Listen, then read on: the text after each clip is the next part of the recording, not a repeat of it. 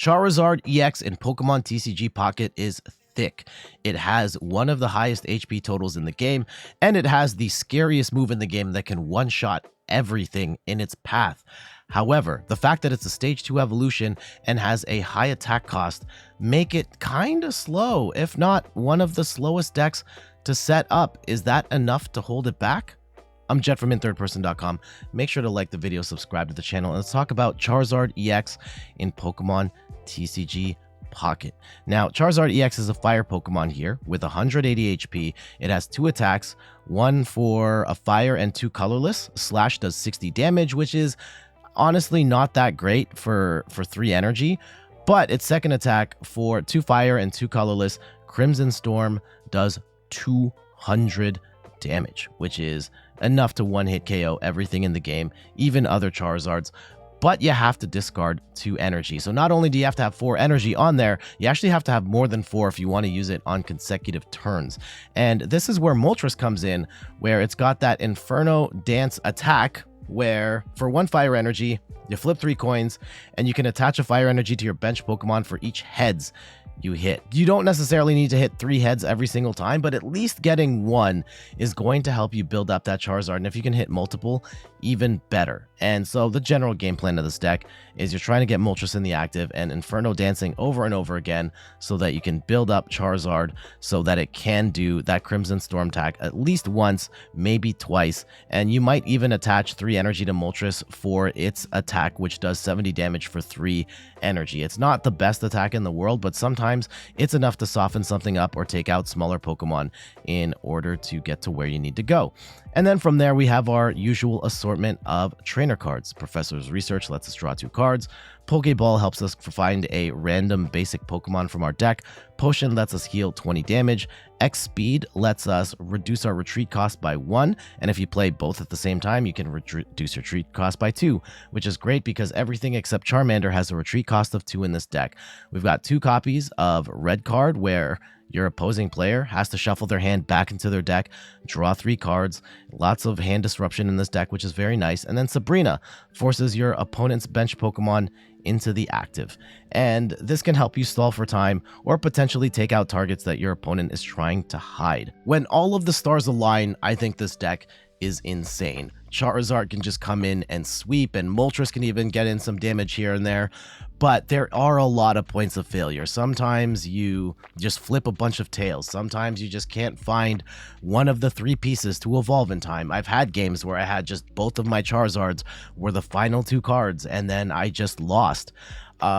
There's a lot of points of failure here, and that might be the reason why there's an Arcanine EX variant of this that also puts in an Arcanine EX, which is a little easier to set up. So you can kind of go in a mid-range game, you can attack with Arcanine, or if you need that heavy hitter, you can set up Charizard as well. Unfortunately, I don't have an Arcanine EX right now, so we're going to show off vanilla Charizard. I do think that when this deck gets set up, it's fantastic, but when it doesn't set up or it takes a long time to set up, it is very heart attack inducing. I think that based on the current meta right now, that Charizard by itself is not quite good enough to keep up with the likes of Pikachu or Mewtwo, which you can one-shot Mewtwo. Mewtwo can't one-shot you, but Mewtwo I find is a little more consistent than Charizard in setting up, especially since Mewtwo doesn't have to deal with coin flips to accelerate energy. When it works, this deck is pretty rad though. Let's go check out these matches. We go second in this one, and we've got the Moltres to start, but we don't have a Charmander. This is profoundly unfortunate. I have like terrible luck with when I have Moltres in the active, and it's like, okay, I just need a Charmander and I got a Pokeball. And despite having 2 Charmanders and 1 Moltres, I hit the second Moltres every time. We are up against Wigglytuff, I guess, EX. In this one, I'm not sure what deck. We are up against their Psychic Energy here as well. All right, we had a Snorlax. Yeah, Snorlax not really good. I don't even think it's a particularly good wall because its attack costs a ton, and it's not really walling off much. But it looks like they're using they want to use Snorlax in some sort of walling strategy here. But for the time being, we're going to go use our Moltres and try and attach some energy. We get 1. So, yeah, you'll take 1 over 0 for sure.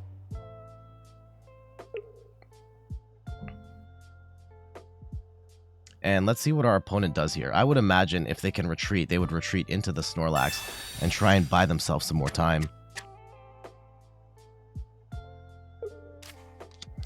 Sorry, still coughing. And I've changed my setup here a bit, so I'm recording this live in OBS, so it's all in the same window.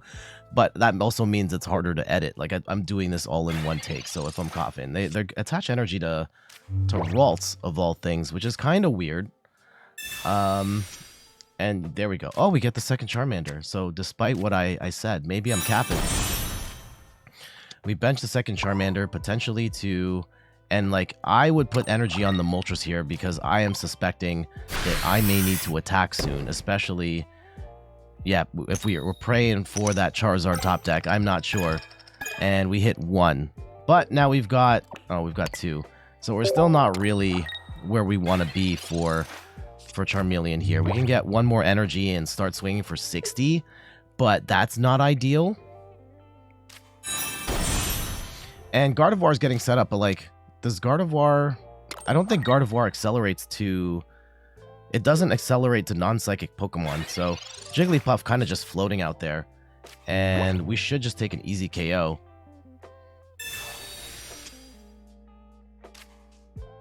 Okay, we get the Sabrina. Do I attack? I should attack here.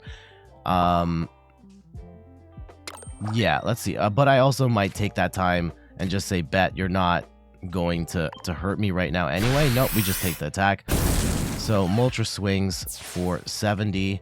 We get the first. We get the first point. And Charmeleon, we can start manually powering up the Charmeleon on the bench. Now they're going to throw the Snorlax in, which if we are using Moltres is going to take 3 attacks. And maybe they... Yeah, Sabrina could be clutch here because we can force them to either bring in Gardevoir early or put the, I guess, the Golurk now in.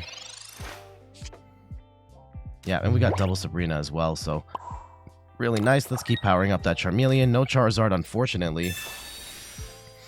And let's see what they bring in here. I think they have to bring in the Golurk, right? Try and tank some hits here.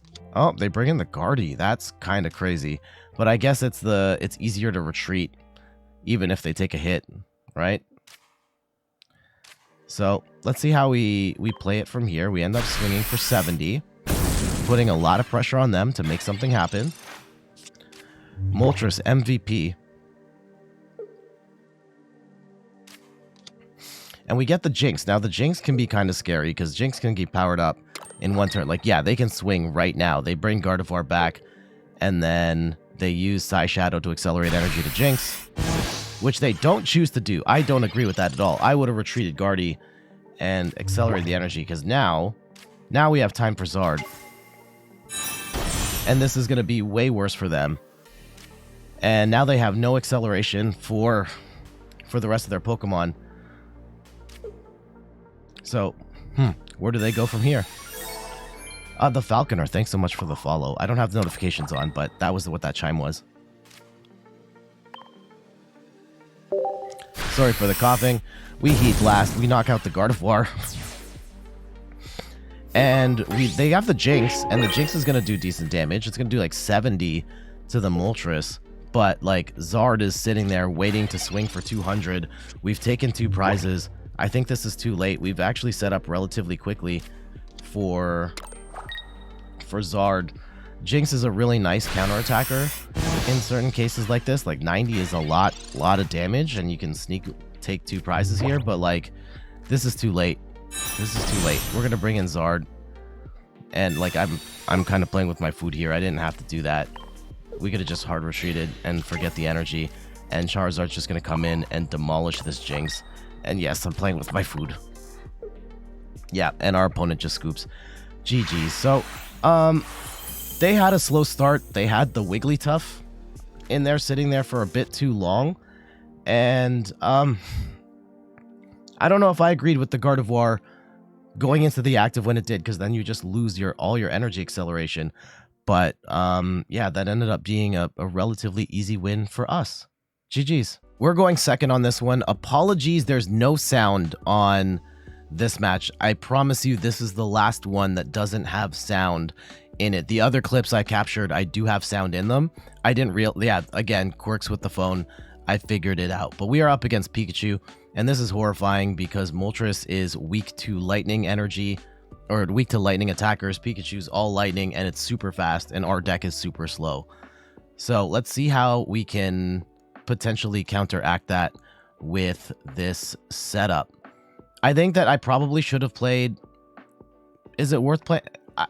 I guess it's hit and miss whether or not you play the Charmander here, because your opponent can play supporters on turn 1. Like, we're not going to get hit, but at the same time, they could play Sabrina and force the Charmander up, and then we'd be behind on tempo. So, at this point, I'm definitely looking to bench the Charmander and attach energy to Moltres. And I don't know if it's worth hand disrupting them here, but definitely want to draw some cards with research and try and get ourselves a little bit better set up. We get a Charmeleon, which is fantastic, and we Inferno Dance. Yeah, bands will make them dance. And we flip, we get 1 and 2. 2's pretty good. 2's pretty good. We get 2 energy on that Charmander. We need 4 energy for the big one-hit KO attack on Charizard. And we have the Charmeleon here, which is pretty good to be able to hit that at least on the following turn. Our opponent's not really in a position to attack at this point unless they play X-Speed, and maybe they get the Zebstrika out to start, but they've already attached their energy. So no sniping of the Charmander here. X-Speed is nice, where we have our escape plan for Moltres if we want to attach that energy to Charmander. I'm not sure. I end up going with the Charmeleon, but I don't necessarily hate attaching energy to the Moltres here either, where, like, if we get hand disrupted and we lose the X speed, then it's going to be harder to retreat. And we could also use Moltres to attack, but right now I don't think I'm thinking of Moltres as an attack option. Now, we're switching because I don't want to put... If we left Pikachu in the active, they would have started swinging for 110 damage, because we also get hit for weakness here. So this slows them down by a turn by playing that Sabrina, and we have more time to find that Zard. So let's go and flip some coins and see what we can get here. And we hit 1, so we've got our 4 energy. I think the number that you want is like 5 is the ideal number, because then you can swing twice and just use regular energy attachments to replenish, because you have to discard 2 each time. But if you have 5, then you discard 2, then you got 3, and then on the following turn you can just attach from hand, and then you're ideally blasting through at least 1 EX and 1 single prize Pokemon, and you're good. We get hand disrupted, and we don't get a Zard, but we do get a Professor's Research, and that could potentially be the play. Oof, that Zebstrika smacks us for 50. That normally does 30 damage, and they do have Snipe on that. And they are trying to target down the Moltres, where they can hit that for weakness. They can't hit... Oh my goodness. Still not finding the Zard. And I need to start thinking about attacking potentially with the Moltres here. And yeah, we're going to go choose to heal, just to try and keep Moltres alive a little longer. And... debating here between the Charmander. I don't think it's worth... Oh, I put energy on the Charmander. I don't necessarily think it's worth it to put energy on that Charmander, but here we are. I really should be putting energy. And look, I'm playing... this is a recording. I don't remember fully what happens, but... yeah, we end up building up the big Charmeleon here. And yeah, let's see where our opponent wants to go here. They could bring in... I think they bring in the Pikachu and they start blasting. And that's going to be a problem. Because at this point, now it's just top deck or die. So they circle circuit and they blast for 110. They take 2 prizes. And it all comes down to this. Can we top deck the Zard? And the answer is, oh yeah. Yeah, we do. And we're still not out of the woods, right? They can play 1 Sabrina and then we might be cooked. Getting the Charmeleon is good there, though. And actually having the 1 energy now on the Charmeleon is good, because Charmeleon's 2 to retreat. And we can retreat with that X speed, or worst case scenario, we can just attach an energy. But now we've got our 4 energy, and we can take 2 big attacks there.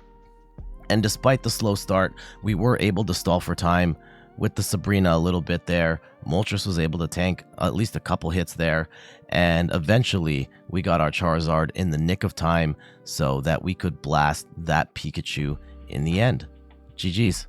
We go second, and we've got ourselves our Moltres and our Charmander. That's about as good as one can get for their setup, and we are up against Dragonite, which is a notoriously fiddly deck.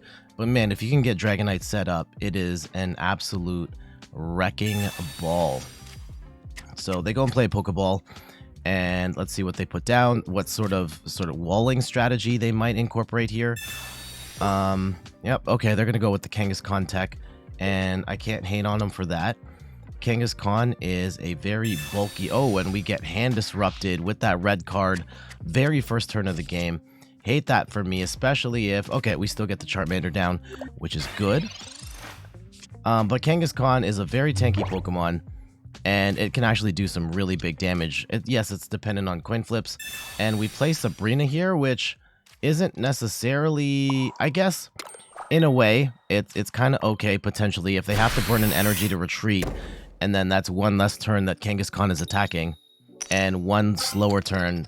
And now here's Moltres. Oh man, Moltres popped off there, hitting 3 heads, accelerating a bunch of energy to Charmander. Unfortunately, our hand looks terrible right now, so not sure how long. Hopefully we can get the Charmeleon and the Charizard set up, but this is the biggest criticism of the deck, is getting Charizard set up can be a pain. I've played multiple matches where like I just did not get the pieces in order to get them out in a timely manner, and we hit a second Moltres, which not ideal.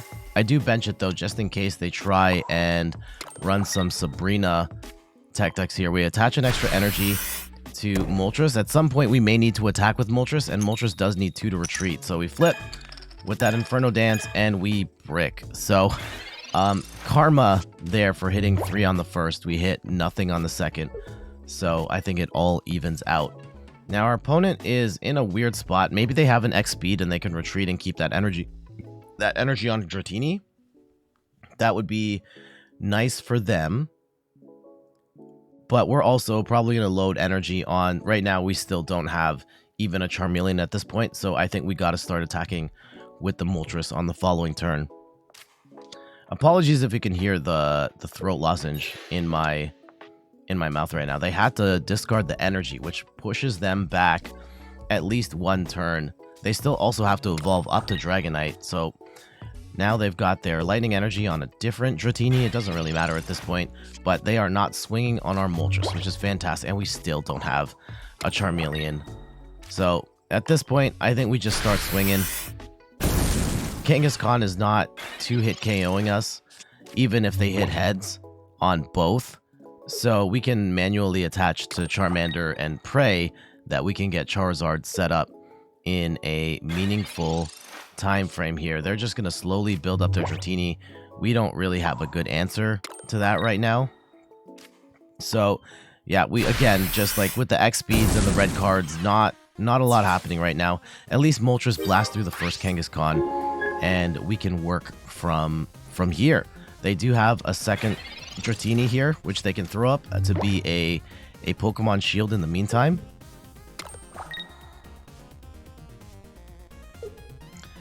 But now they've got 3... Oh, they Sabrina us.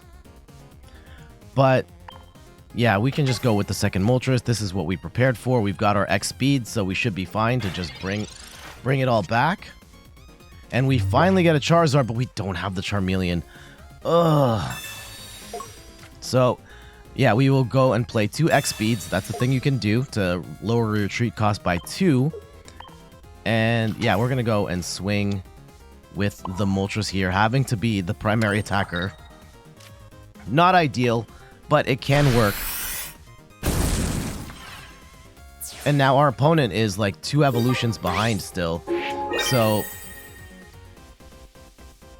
let's see if they can get anything rolling here. They have to get to at least Dragonair or else they are cooked.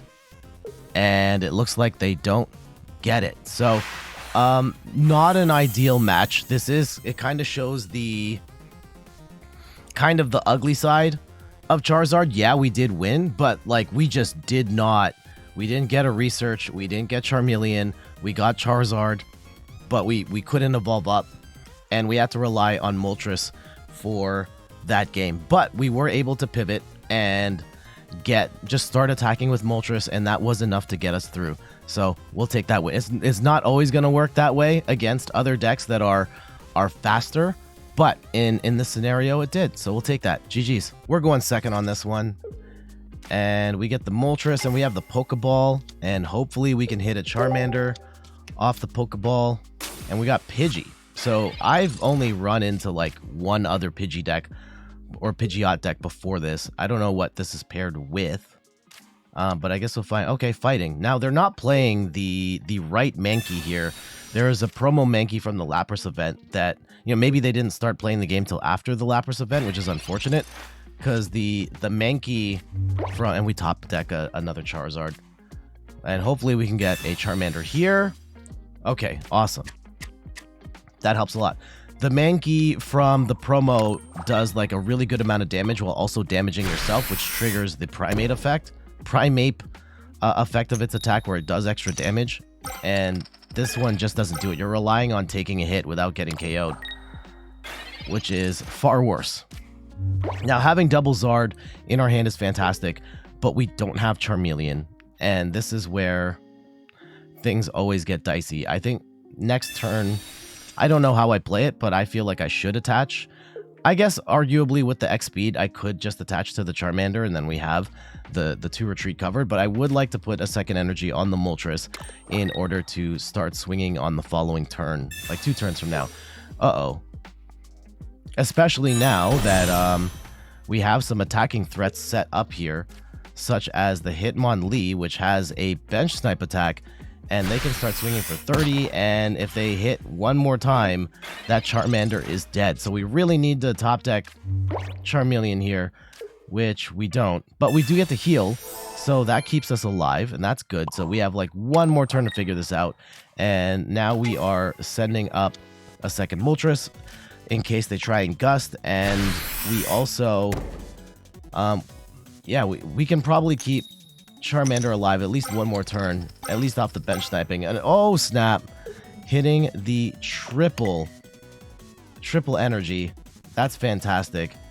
And I think we go probably one on the Moltres just in case we have to retreat or start building that up as a secondary attacker. That's really nice.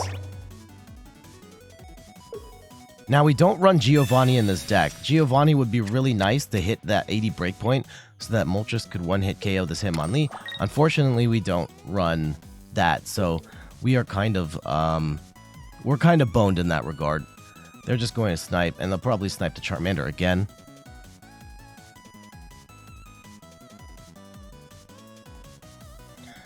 Again, sorry for my coughing. And they are going to stretch kick all the way over to Charmander. We have 20 HP left. We get a research, though, and research is going to get us a couple of cards we can work with here. Yes, the Charmeleon is fantastic. And let's see what we... Yeah, we can't play Sabrina right now, but I probably attach to the... Let's see which Moltres we attach to, because I don't think we need to flip coins anymore, really. I would like to... Although attacking the Hitmonlee might not achieve anything right this second because we still leave them with 10 HP. So definitely debating here. I do attach the third energy to Moltres, and we go for the Heat Blast. So not necessarily sure I agree with that, like leaving them 10 short. But let's see where this goes from here. And they do get a Jigglypuff down, presumably for some Wigglytuff EX action, and they start to build up the Primate, which I don't... Oh, start building up the Jigglypuff, which makes sense. And let's see, are they going to continue to swing on the Charmeleon here with their Hitmonlee? I probably would. Just try and say, bet you're not going to have the Zard in that hand. Oh, okay, here we go. This is why we put energy on the Moltres, so now we can just retreat with the X speed.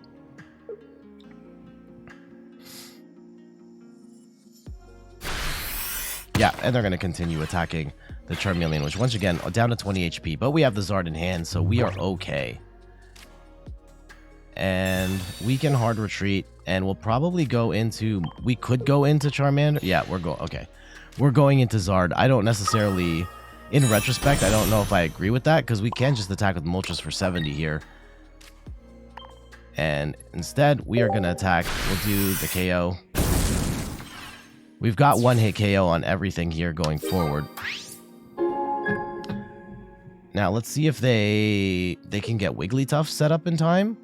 Fighting doesn't have any extra fight acceleration, so they're going to have to manually attach. If they put a second energy on Primate, they're not doing enough damage. And our opponent is potentially scooping here. They're really letting the timer run. Nope. They're going in with the Primate. I'm guessing the Primate at this point. And look, I can't remember entirely what happens here. I would put the energy on the Wigglytuff. Yeah. And potentially play for... Wigglytuff's attack, which is like 80 damage plus flip a coin for sleep.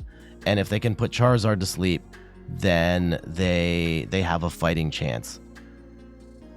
But right now, I think the Primeape is just there to soak up a hit. Let's see how our opponent plays it. Yeah, I would have done the same thing. And then Primeape is just a sacrificial lamb. They do get down another Hitmonlee. Not sure what that's going to do at this point. Okay, we top deck a red card. We'll just attach. And now we've got two swings of our Crimson Storm without having to worry about anything else. So, bang for 200. Way overkill, but now we can knock out that Wigglytuff, no problem. Assuming they don't put us to sleep. If they put us to sleep, we're dead. I guess that's not necessarily the end of the world. If they give it, they never evolved. Did they evolve the Pidgey? They just never got it? Maybe. Okay, they are going for their big swing, and let's see if they can put us to sleep. And the answer is, yeah, we flip that coin. No, they do not. So we are wide awake. Charizard still has 30 HP left and can absolutely obliterate this Wigglytuff, but they don't let us. They just scoop before the damage is done. So GG's to our opponent, and the Hitmonlee was kind of a cool way of sneaking around and poking at our Charmander, and if we couldn't get set up, then we would probably be dead. But thankfully, we were able to get Charizard set up in time and accelerate enough energy, and Charizard just came in and swept. This time we go first, and that's not an enviable position here, but it could be better if we get the Charmeleon or the Charmander down, and then turn 2 we go into Charmeleon. We're up against a Lightning deck, and this is not ideal. Not ideal, where they can start poking right away because they've got second turn, and we hit double Moltres here. This is not the outcome we are looking for. So we just have to wait, and now they're going to start poking for 40. It's crazy. The plus 20 damage is not nearly as bad as, say, like Paper Pokemon TCG, where weakness is double. Here it's just plus 20 damage, but it really sucks when 20 becomes 40. That's basically double damage, and that feels really bad. As we're going to see right here, because we are weak to lightning. We do get some healing, though, and that could be good. Potentially take ourselves out of 1-hit KO range. We do play the Sabrina to kind of stall for time. Unless they have an X speed, they're going to have to burn an energy to get this Dynamo out of the active, and we will heal. Bring us back up to 120, and we're going to have to Inferno Dance, and hopefully dance long enough to make the... get some energy on the Moltres on the bench. We hit for 2, which is very nice.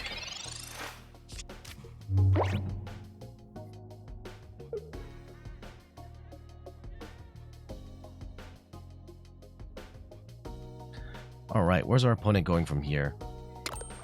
Yeah, they're just gonna attach Hard Retreat and then go into the Zapdos and poke again for 40. But we do slow them down from... Oh, we got the Magnemite down. We slow them down from being able to attack with Thundering Hurricane. And Thundering Hurricane's a bit random, but I definitely don't want that smoke with Moltres. We're going to play a Pokeball, and we have to get the Charmander at this point. Finally. Finally. And I think we can still take a hit with Moltres, but we do attach that second energy and hoping to hit some coins here. Hopes to hit some heads. Come on, we get one. Okay, one is better than nothing.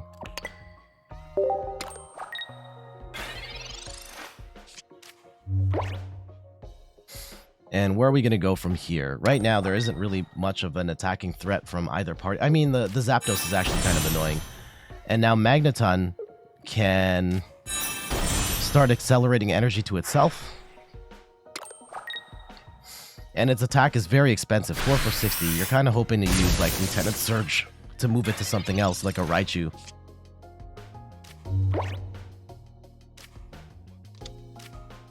We get a second Charmander down, evolve up to Charmeleon, and we're just going to keep dancing, I guess. Nope, yep. And now we bring in the second Moltres, which has enough energy to start dancing itself, so we can take some more of these pokes. And hopefully we can survive the Zapdos attack on the following turn.